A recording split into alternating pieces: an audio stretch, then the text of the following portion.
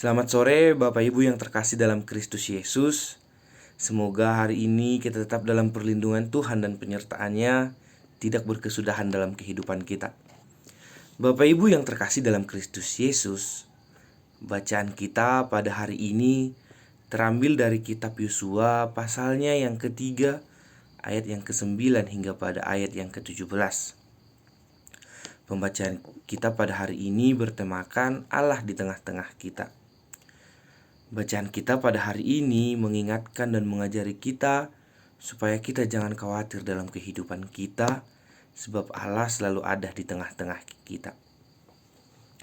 Bapak Ibu yang terkasih dalam Kristus Yesus, dalam kehidupan kita, sekilas kita mengingat ke belakang, sudah sejauh mana perjalanan yang kita lalui hingga sampai pada saat ini. Hal tersebut suatu keajaiban, kita dapat bertahan hingga pada saat ini.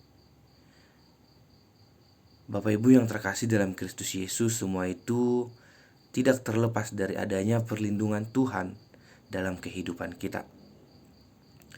Banyak rintangan, tantangan, dan ancaman yang kita lalui, akan tetapi karena berkat-Nya lah rintangan dan ancaman yang kita lalui tersebut dihalaunya dari kehidupan kita. Dan kita pun dapat terus berjalan untuk menikmati kehidupan dan masa depan yang diberikan kepada kita.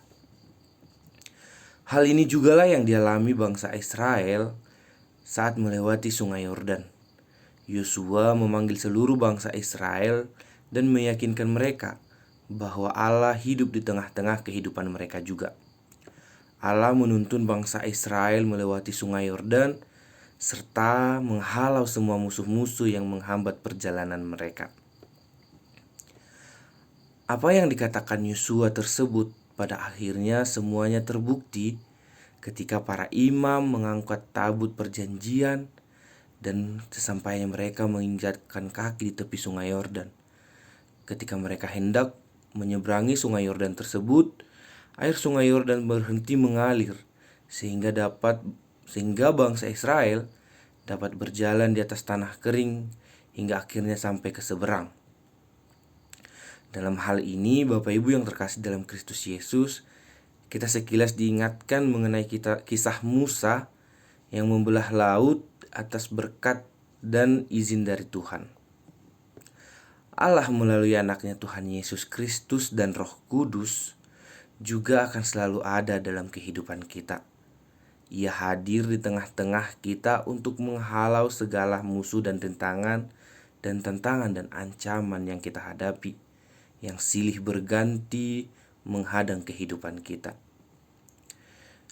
Sejenak kita menyadarkan dan mengarahkan pikiran kita, bagaimana ketika tidak ada Allah dalam kehidupan kita. Kita akan gampang putus asa dan tawar hati ketika menghadapi permasalahan dan ancaman baik besar dan kecil dalam kehidupan kita. Bagaimana kita mampu menghadapinya jika bukan karena perbuatan dan perlindungan Allah dalam kehidupan kita? Kita akan mudah putus asa dan tawar hati. Dan pada akhirnya kita sampai kepada titik menyerah dan tidak mampu melakukan apa-apa. Bapak Ibu yang terkasih dalam Kristus Yesus, kita disadarkan bahwa tanpa perlindungan Allah, kehidupan kita hanyalah kehidupan yang sia-sia. Kita tidak akan mampu berjalan menghadapi segala rintangan yang terjadi dalam kehidupan kita. Kita seperti sebuah batu yang tidak dapat bergerak dan tidak dapat melakukan apa-apa. Kehidupan kita akan terasa sangat kosong dan tidak berguna. Begitulah kehidupan kita ketika kita tidak mengandalkan Allah dalam kehidupan kita. Bapak Ibu yang terkasih dalam Kristus, marilah kita mengandalkan Allah di setiap perjalanan kehidupan kita.